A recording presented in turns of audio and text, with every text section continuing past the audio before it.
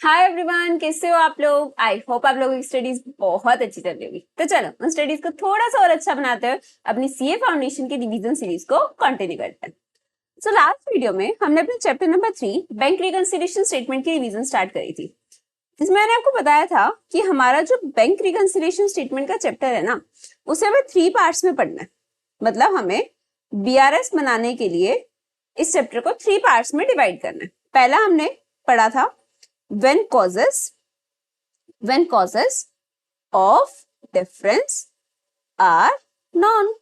when causes of difference are known, ये हमने part 1 में कवर करा था। अगर आपने वो वीडियो नहीं देखी है तो उसका लिंक आपको कमेंट्स में मिल जाएगा। वो वीडियो जरूर देख लेना, बहुत इंपॉर्टेंट वीडियो, बहुत बार उस पर से क्वेश्चन आता है और मेरे को लगता है कि वो 5 मार्क्स बहुत ही सिंपली आप स्कोर कर सकते हो। ठीक है, नेक्स्ट है when causes of difference are not known। Next हम पढ़ने वाले हैं when causes of difference are known। अभी हम ये टॉपिक करेंगे और एक टॉपिक हम करेंगे adjusted cash flow. Adjusted cash flow, ये दो टॉपिक्स हम कवर करने वाले हैं। ठीक है, अभी देखो मैं आपको थोड़ा सा रिवाइज कराती हूँ कि कल हमने एक टॉपिक करा था कि हमारे मेनली जो डिफरेंस होते हैं वो 3 रीजन से आते हैं। किन 3 रीजन से आते हैं? एरर्स, टाइमिंग डिफरेंस और ट्रांजैक्शंस। डन है। लेकिन कई बार क्या होता है ना, आप एक चीज देखो, क्या वो जो डिफरेंस है, जैसे मैंने सपोज बोला एरर क्या खुद से निकल कर आएगा, खुद से बोलेगा कि हाँ ये गलती होगी बैंक से, यही गलती होगी कस्टमर से? क्या ऐसा होगा? नहीं ना। एक्चुअल में देखो, मतलब ये वाला पार्ट भी जो हमने करा था, इसका भी बैकग्राउंड में अगर हम जाते हैं तो डिफरेंसेस कोई ना कोई तो ढूंढता होगा ना। तो हमें बिल्कुल स्क्रैच से समझना है कि अगर हमारे पास एक पासबुक है और एक कैश बुक है, मेरे को दोनों का बैलेंस दिख रहा है। एग्जाम्पल, इसका बैलेंस है 1,50,000 का और इसका बैलेंस है 1,80,000 का। मेरे को ये चीज दिख रही है। अभी 30,000 का डिफरेंस जो आ रहा है, इसके रीजंस मेरे को ढूंढने पड़ेंगे। कैसे ढूंढूंगी? एक साइड पासबुक रखूंगी, एक साइड कैश बुक रखूंगी, दोनों को मैच करूंगी। जो एंट्रीज मैच नहीं करेगी वही क्या है, इनका डिफरेंस है। सिंपल है। ठीक है, ये वाला जो टॉपिक है ना, मैं इसको आपको क्वेश्चन से कराती हूँ, बड़ा मजा आएगा आपको इसको क्वेश्चन से करने में। मैंने कल इसका क्वेश्चन बैंक अपने ग्रुप में शेयर करा था। अगर आपने अभी तक ग्रुप ज्वाइन नहीं करा तो आप कर लेना, उसमें आपको एक क्वेश्चन बैंक मिल जाएगा। हम क्वेश्चन नंबर 21 पे आते हैं। मैं आपको ये टॉपिक समझाती हूँ कि बड़ा ही सिंपल है। When causes of differences are unknown. जैसे देखो, ऊपर वाले टॉपिक्स में, ऊपर वाले क्वेश्चंस में जो कल मैंने आपको होमवर्क दिया, ऐसे डिफरेंसेस दे रखे होते थे कि बैंक कॉलम का ओवरड्राफ्ट इतना है, बैंक चार्जेस ये है, cheque amounting to this is not presented, ऐसा सब। यहाँ पे हमें डिफरेंस ढूंढने हैं, बड़ा मजा आएगा। Messrs tall and short, Faiz Bazar, new Delhi, in account with Punjab national bank Daryaganj. आपको क्या दे रखा है? पासबुक दे रखी है बैंक की। ठीक है जी, और साथ ही आपको क्या दे रखा है? कैश बुक का बैंक कॉलम दे रखा है। It will be seen that whereas passbook shows a credit balance of 2,43,000। कल मैंने आपको बताया था, पासबुक के according credit balance means favourable balance, positive balance. तो पासबुक का बैलेंस है 243। अब यही मेरा कैश बुक का भी बैलेंस होना चाहिए, लेकिन कैश बुक का बैलेंस कितना है हमारा? 2,37,000 डेबिट। कैश बुक के अकॉर्डिंग वैसे तो डेबिट फेवरेबल होता है तो दोनों फेवरेबल, लेकिन अमाउंट्स मैच नहीं कर रहे हैं। तो हमें क्या करना पड़ेगा? कॉजेस ऑफ डिफरेंस निकालना है और एक बैंक रिकंसिलिएशन स्टेटमेंट बनाना है। बिल्कुल सिंपल। अब देखो हम क्या करेंगे। अपने को ना ये मान के चलना, जैसे आप किसी कंपनी के अकाउंटेंट हो तो आपको क्या मिला है? एक पासबुक मिली हुई है, एक कैश बुक मिली हुई है, और आप डिफरेंसेस ढूंढ रहे हो। सबसे पहले देखो, पासबुक में डिपॉजिट हुआ है 4 लाख का, तो कैश बुक में भी ये दिखना चाहिए। 4 लाख दिख रहा है? हाँ बिल्कुल, डेट्स आगे पीछे हो सकते, कोई दिक्कत नहीं है। फिर यहाँ पे पेमेंट दिख रही है 60,000, 125। क्या इधर दिख रही है? 60 और 125 मैच है ये तो। 35 की रिसीट्स है, 35 की रिसीट्स इधर है। आपको ऐसे ही मैच करना है एक ट्रांजेक्शन। 1 लाख की पेमेंट इधर, 1 लाख की पेमेंट दिख रही है? हाँ जी दिख रही है। डेट्स अगेन मैं बोलूं ऊपर नीचे हो सकती है। 76,000 की रिसीट, 76,000 की रिसीट। 30,000 की रिसीट, 30,000 की रिसीट।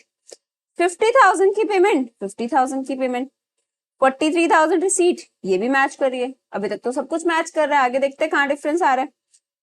25,000 जो पे करे हैं, क्या वो पेमेंट साइड में दिख रहा है? No. 25,000 premium paid as per standing instructions. ऐसे डिफरेंसेस यूजुअली आ जाते हैं कि हमने बैंक को स्टैंडिंग इंस्ट्रक्शन दे रखा था कि एक अमाउंट पे कर देना, बैंक ने पे कर दिया, हमें इन्फॉर्मेशन नहीं मिली तो हमने उसको लेस नहीं करा है कैश बुक में। नेक्स्ट देखते हैं, 1000 के बैंक चार्जेस, क्या पेमेंट साइड में है? नहीं है, तो ये भी एक डिफरेंस हो गया। अगेन कई बार बैंक चार्जेस डिडक्ट कर लेता है, हमें इन्फॉर्मेशन नहीं मिलती है। Interest collected on government securities, कितना इंटरेस्ट कलेक्ट हुआ है? 20,000, ये भी नहीं दिख रहा, बैंक ने डायरेक्टली एक इंटरेस्ट कलेक्ट कर लिया लेकिन हमें इन्फॉर्म करना भूल गया। तो ये 3 डिफरेंस आए। अब कैश बुक में देखते हैं, कैश बुक में क्या मैच करना रह गया? एक तो ये 2 रिसीट्स, ये कैश बुक में दिख रही है, पासबुक में नहीं दिखी है।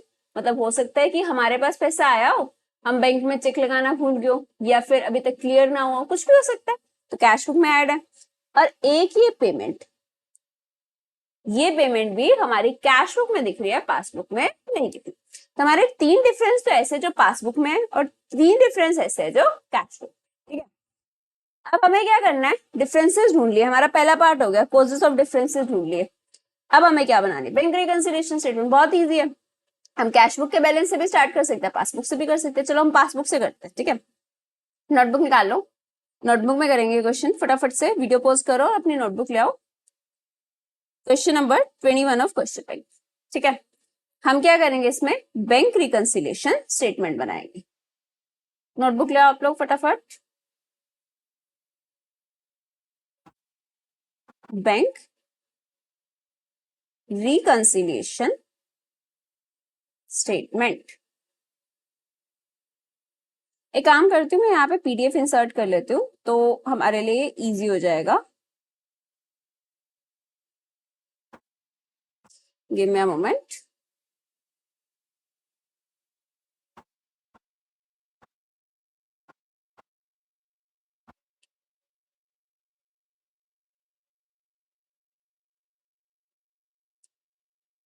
हाँ जी, देखो question number 21, bank reconciliation statement. Date क्या बोली हमें? एज एट 31 जनवरी 2022। फॉर्मेट अच्छे से बनाना, फॉर्मेट के मार्क्स रहते हैं।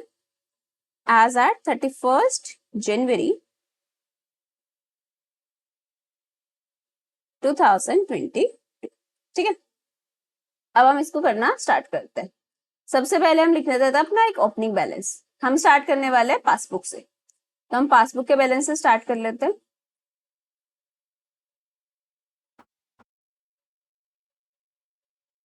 क्रेडिट बैलेंस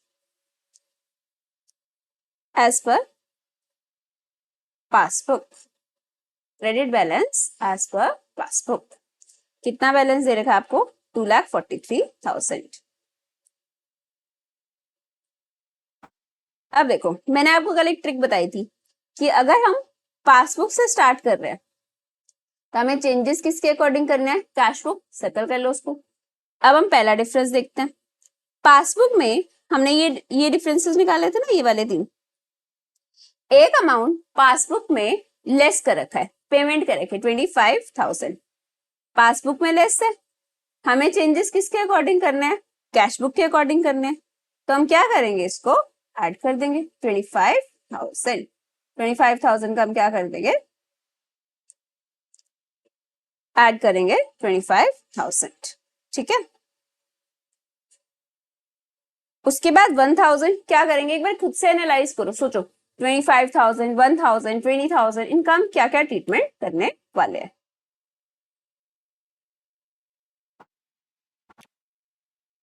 पहले हम ऐड करते हैं अपना insurance premium 25,000। Done. Again next क्या है? 1,000 के बैंक चार्जेस। 1,000 के बैंक चार्जेस पासबुक में से लेस है, हमें क्या करना है? कैश बुक के अकॉर्डिंग चेंजेस करने हैं। दूसरी साइड आते हैं, साइन चेंज हो जाता है, तो हम क्या कर देंगे, एड बैक कर देंगे। Bank charges 1000। समझ आ रहा है यहाँ तक? नेक्स्ट देखो, 20,000 interest collected on government securities. Government security में इंटरेस्ट कलेक्ट हुआ है, मतलब पासबुक में ऐड था, हमें अपोजिट साइड आना है, लेस कर देंगे। लेस इंटरेस्ट, इंटरेस्ट ही था ना ये, हाँ जी, इंटरेस्ट कलेक्टेड 20%। डन। आगे देखो, पासबुक, पासबुक में हमने डिफरेंसेस क्या निकाले थे, दो तो ये वाले थे और एक था ये बी बाबू एंड कंपनी। सबसे पहले दो रिसीट्स है, 1,05,000 और 34,000। अब ये कैश बुक में ऐड है, इसके अकॉर्डिंग ही चेंज करना है, सेम साइन है, ऐड ही कर देंगे हम भी। ऐड रिसीव्ड फ्रॉम, किससे रिसीव हुआ है, M Mohan and company, received from M Mohan and company, कितने का, 1,05,000। और दूसरा कितना रिसीव हुआ, एड रिसीव्ड फ्रॉम, लिखते जाना इसको साथ साथ और खुद से भी समझते जाना कि ऐसा क्यों हो रहा है, N Nandy and sons 34,000, N Nandy and sons 34,000। Clear है ये चीज? अब देखो, एक क्या है, पेमेंट है, B Babu and company 78, cash book में लेस है, सेम साइड है, हम लेस ही कर देंगे। Less payment to B Babu and company, कितना, 78,000। सॉल्व करो इसको फटाफट से, क्या बैलेंस आ रहा है। और देखो यहाँ पे पासबुक का क्रेडिट था, तो हमारा कैश बुक का क्या आएगा, debit. Debit balance as per cash book. बताओ जी कितना बैलेंस आ रहा है, सॉल्व करो इसको फटाफट से। ये आपका पता है किसके इक्वल आना चाहिए, ये वाले बैलेंस के इक्वल, और आ रहा होगा ये, मैच करो, 2,37,000, 2,37,000। समझ आया? बिल्कुल सिंपल था क्वेश्चन। देखो जब बीआरएस बनाएंगे ना, ये तो पहले वाले तरीके से ही होगा जैसे हम पिछले क्वेश्चंस में कर रहे थे, बस जो ये डिफरेंसेस है ना, ये हमें खुद से ढूंढने पड़ेंगे, इतना सा करना है, दोनों बुक्स मैच करते जाना। क्लियर? कुछ भी डाउट हो तो मेरे को कमेंट्स में बताते रहा। नेक्स्ट क्वेश्चन देखते हैं। नेक्स्ट क्वेश्चन मैं आपको सॉल्व नहीं करा रही, इसके डिफरेंसेस बताती हूँ। देखो सबसे पहले आपको देगा, mister as cash book shows following transactions. 31 मार्च को आपको क्लोजिंग बैलेंस दे रखा है 1 लाख का। अब ये बैलेंस कैरिड डाउन है, तो आपके अकॉर्डिंग ब्रॉट डाउन इधर नहीं होना चाहिए था, और किधर हुआ है, क्रेडिट साइड में। तो एक तो ये ब्रॉट डाउन गलत साइड में हुआ है, दूसरी बात ये अमाउंट कितना था, 1 लाख, और हमने कितने से ब्रॉट डाउन कर दिया, 10,000। तो ये एरर हो गया ना, इसके कारण डिफरेंस आएगा। यहाँ तो पासबुक में तो सही है। दूसरा डिफरेंस देखते हैं, 60-80 की रिसीट्स है, 60-80 की रिसीट्स है, और 2,000 की पेमेंट है, 2,000 की पेमेंट है, लेकिन एक 90,000 का विड्रॉल जो पासबुक में है कैश बुक में, बस सिंपल सा डिफरेंस मिल गया। बीआरएस आप लोग बना लेना। इसका एक क्वेश्चन नंबर 23 भी आपको करना है, क्वेश्चन नंबर 24, बस इसके 4 क्वेश्चन है, जिसमें से एक क्वेश्चन हमने कर लिया, 3 क्वेश्चन आपको होमवर्क में करने, ठीक है। अगेन मैं आपको बता दूं कि इसका क्वेश्चन बैंक अगर आपको चाहिए तो आपको टेलीग्राम के ग्रुप में मिल जाएगा, और टेलीग्राम ग्रुप का मैंने लिंक जो है डिस्क्रिप्शन में डाल रखा है। डन।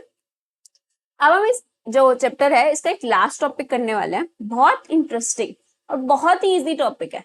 मतलब ये बहुत ध्यान से सुनना, इसमें ना जनरल स्टूडेंट्स को कंफ्यूजन रहता है, लेकिन है ये एक्चुअल में बहुत easy. Adjusted cash book, adjusted cash. देखो अगेन मैं आपको ना एक चीज रिमाइंड कराना चाहूंगी, अब इसको थोड़ा डिटेल में पढ़ते हैं। हमने कल डिफरेंसेस अपने ना 3 पार्ट्स में डिवाइड करे थे।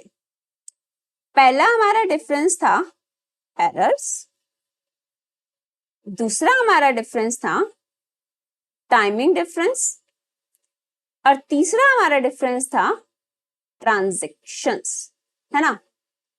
एरर्स को मैंने फर्दर 2 पार्ट्स में बोला था कि एरर जो होता है बैंक भी कर सकता है और कस्टमर भी कर सकता है। यहां तक हमने पढ़ा था।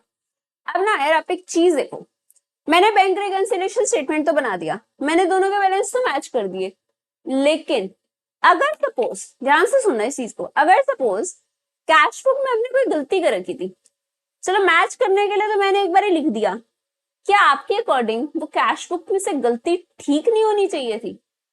अभी आप मंथली रिकंसाइल करो, चलो भी आपने ठीक नहीं भी करी, but at the year and क्या वो कैश बुक करेक्ट नहीं बननी चाहिए थी?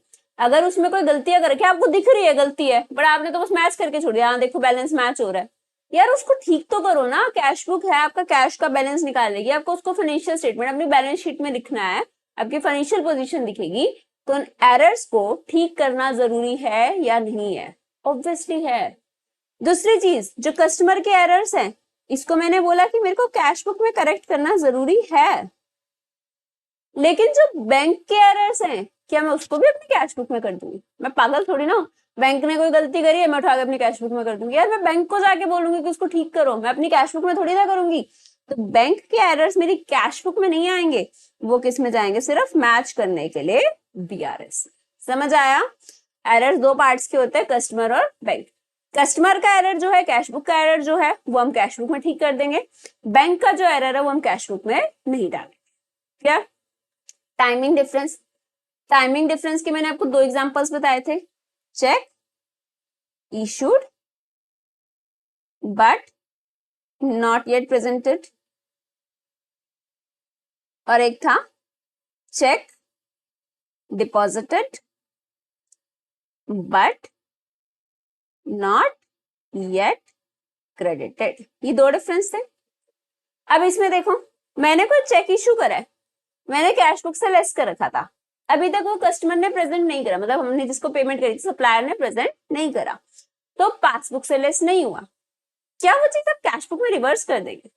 नो, उसने अभी प्रेजेंट नहीं करा, 2 दिन बाद कर देगा, हफ्ते बाद कर देगा, प्रेजेंट तो वो करेगा ना, तो क्या मैं उसको कैश बुक में चेंज करूंगी? नहीं, मैं उसको कैश बुक में रिवर्स नहीं करूंगी। इसको मैं पता है कहाँ पे शो करूंगी? अपने बीआरएस में। यहाँ पे हमें डिफरेंसेस को बाइफरकेट करना है कि कौन सी चीज मेरे को कैश बुक में ठीक कर देनी चाहिए और कौन सी मेरे को सिर्फ रिकंसाइल करनी चाहिए। सिमिलरली चेक डिपॉजिटेड, मैंने चेक डिपॉजिट कराया, अभी तक मेरे पासबुक में बैलेंस नहीं दिख रहा, लेकिन एक्चुअल में तो मैं अपना वो चेक जमा करा चुकी ना, वो मैंने कोई गलती थोड़ी करी है, तो मैं उसको कैश बुक में रिवर्स नहीं करूंगी, इसको भी मैं किस में लेके जाऊंगी? बीआरएस में। समझ आ रही है ये चीज? लास्ट अपना डिफरेंस था ट्रांजेक्शंस। ट्रांजेक्शंस क्या बताया था मैंने आपको? ऐसी एंट्रीज जो डायरेक्टली पासबुक में हो जाती है लेकिन कैश बुक में भी नहीं हुई होती, पासबुक की गलती नहीं है, जैसे बैंक चार्जेस है, इंश्योरेंस प्रीमियम पे कर दिया, सब्सिडी रिसीव कर ली, डिविडेंड रिसीव कर लिया, ये वो ट्रांजेक्शन है जो डायरेक्टली पासबुक में हो जाती है, अभी तक कैश बुक में हुई नहीं है क्योंकि हमें इन्फॉर्मेशन नहीं थी, अब हम कैश बुक में कर देंगे, हमें कैश बुक में करनी चाहिए ना वो, तो ये किस में जाएगी? कैश बुक में। ये अपने पास से सब बना लो, आपको बहुत हेल्प करेगा कि डिफरेंसेस को हम इस पार्ट्स में डिवाइड करते हैं।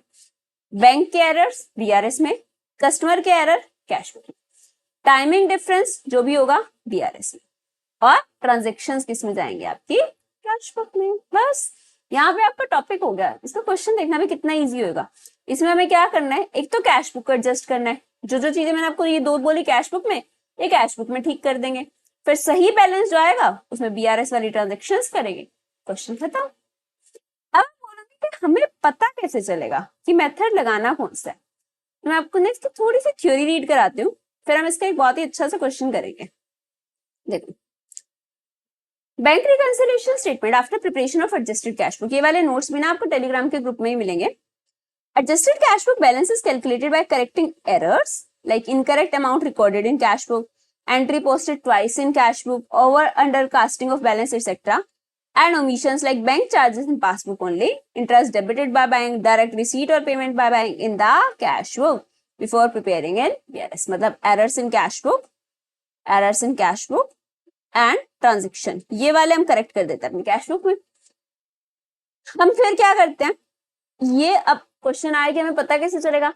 अगर आपसे मंथली पूछ रहे हैं, suppose at the end of April, May, June, July, तो आपके ऑप्शनल है, आप पहले वाले तरीके से भी बना सकते हो और जो अभी तरीका कराऊंगे उससे भी करा सकते हो। लेकिन अगर ईयर एंड है या क्वेश्चन में स्पेसिफिकली बोल दिया, तो आपको हमेशा एडजस्टेड कैश बुक वाले तरीके से क्वेश्चन सॉल्व करना है। क्लियर है ये चीज? टाइमिंग डिफरेंस क्या होता है? Check issued but not presented, check deposited but not clear. और एरर्स इन पासबुक, ये दोनों किस में जाता है? आपके बैंक रिकंसिलिएशन स्टेटमेंट में। डिस्कस कर लिया हमने। और जो कैश बुक में एडजस्टमेंट कर दी वो दोबारा से बीआरएस में करने की नीड है नहीं, क्योंकि वो तो वहां पे करेक्ट हो चुका है। डन। अब हम इसका एक क्वेश्चन करेंगे, बड़ा सिंपल, एक इजी सा क्वेश्चन करना है हमें इसका। सारे क्वेश्चन इजी है इसके। देखो 25 से लेकर एंड कहां तक? 30 तक, 31 तक, मतलब एंड तक आपके इसी टॉपिक के क्वेश्चंस हैं। हम एक क्वेश्चन कर लेते हैं अभी, क्वेश्चन नंबर 28 ट्राई करते हैं, ठीक है? आरटीपी मी 25 का है, अच्छा क्वेश्चन लग रहा है, ये करते हैं। From the following information, as on 31st March, prepare a bank reconciliation statement after making necessary adjustments in cash book. इन्होंने बोल दिया कैश बुक को एडजस्ट करो, और ईयर एंड भी है तो हमें पता चल गया एडजस्टेड कैश बुक बनानी है।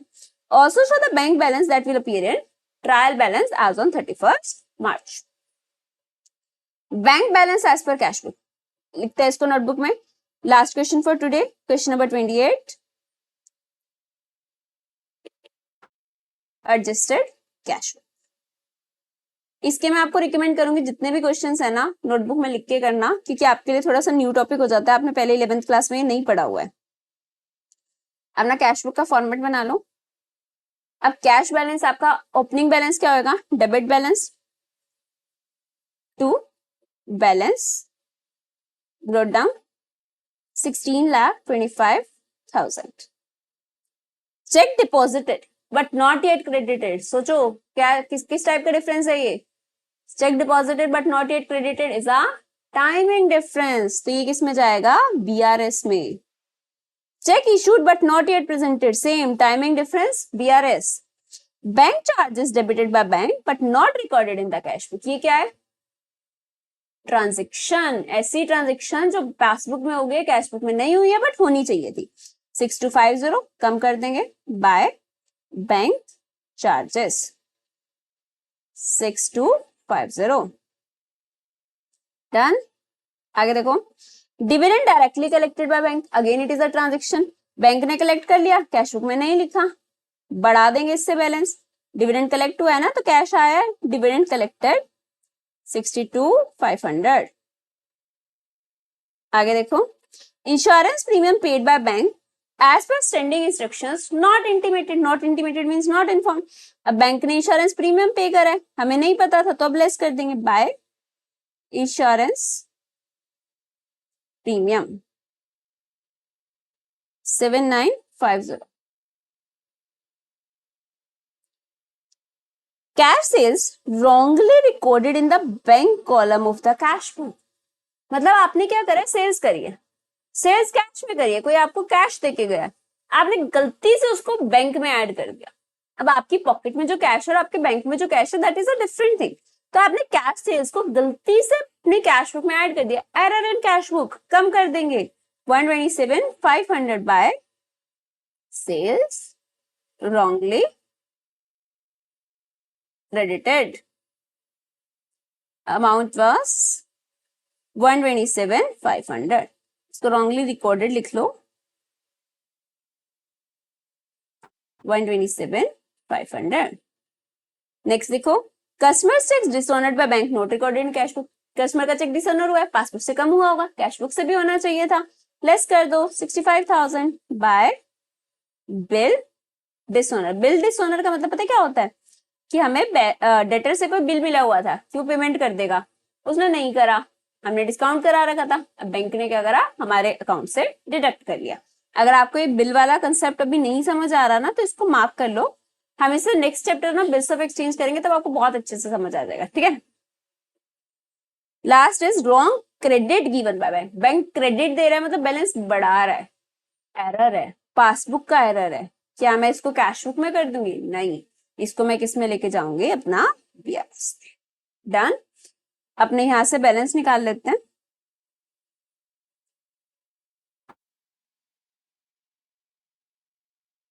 टोटल बैलेंस कितना आ रहा है आपका?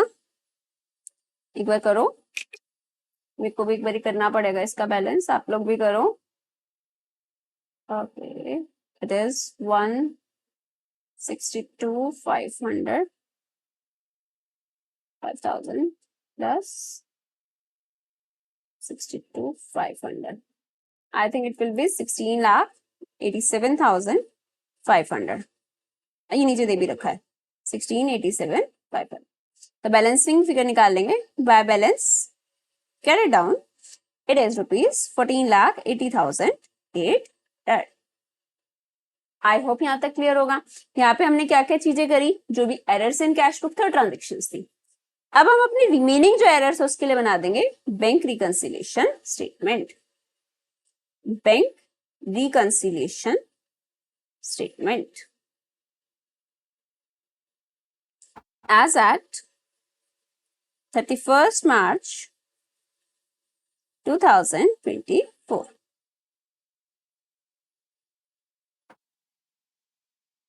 Balance as per cash book. कितना बैलेंस आया अपना करेक्ट बैलेंस 14,80,800. अब हम देखते हैं कौन सी ट्रांजेक्शन हमारी एडजस्ट करनी रह गई थी. 3 रही थी ना. 2 तो ये है, एक तो है check deposited but not yet credited. अब ध्यान से समझना है इस चीज को. Passbook, cash book. स्टार्ट किससे कर रहे हैं, कैश बुक के बैलेंस से. तो चेंजेस किससे करेंगे, पासबुक के अकॉर्डिंग. पहला है check deposited but not yet credited. Deposit मतलब कैश बुक में ऐड है, पासबुक में नहीं है, लेस कर देंगे. दूसरी साइड जाके एरर चेंज हो जाएगा. Less check deposited not yet credited. It is rupees 22,37,500. Minus कर दो. Next check issued but not yet presented. Check issued but not yet presented. तो कैश बुक में से लेस होगा, इधर आके क्या कर देंगे, ऐड कर देंगे. Simple. Check issued but not yet presented. Amount is 1781. ठीक है, आगे देखते हैं. एक था wrong credit given by bank 75. Passbook में ऐड है, इसी के अकॉर्डिंग चेंज करना है, ऐड कर देंगे. Wrong credit by bank. How much? 75,000 plus. Solve करो इसको, आपका बैलेंस आ जाएगा. अब ना ये बैलेंस था 14,80,800, ये दो ऐड हो रहे हैं और ये मिक्स हो रहा है. तो अपना बैलेंस आएगा credit balance as per passbook. कितना बैलेंस आ गया, 10,99,300. That's it, question complete. क्या मुश्किल था इसमें, बीआरएस तो सेम बना, बस हमने कुछ चीजें कैश बुक में एडजस्ट कर दी. एरर्स इन कैश बुक और ट्रांजेक्शंस. डन. अब आपको क्या करना है, इसके सारे क्वेश्चंस कंप्लीट कर लेना. अगर यहीं पे अगर ओवरड्राफ्ट वाला केस होगा ना, तो बस इसको नेगेटिव साइड में लिख देना. अगर आपको कैश बुक का ओवरड्राफ्ट दे रखा है तो बैलेंस जो ब्रॉट डाउन होगा वो क्रेडिट से कर लेना, उसके बाद बाकी सारा सेम रहेगा. डन. आई होप आप लोगों को समझ आया होगा. अगर कुछ भी प्रॉब्लम आया ना इसको करने में, कोई पॉइंट नहीं क्लियर हो रहा, कोई एडजस्टमेंट में दिक्कत आ जाती है, तो मेरे को कमेंट्स में पूछ लेना या फिर मेरे को मैसेज कर देना. ठीक है. और मेरे को एक और चीज बताना, आप मेरे को पर्सनली भी मैसेज करके बता सकते हो कि क्या आपको ये स्पीड ठीक लग रही है या हमें इससे ज्यादा क्वेश्चंस करने चाहिए या कम क्वेश्चंस करने चाहिए. मतलब मेरा मेन टारगेट है कि आपके लिए फ्रूटफुल होने चाहिए. ठीक है. तो आपको जो भी इसमें चेंजेस चाहिए हो ना, मेरे को फ्रीली बता देना, बिल्कुल भी शर्माना नहीं है. और इसके नोट्स अगेन आपको टेलीग्राम के ग्रुप में मिल जाएंगे. Okay, thank you.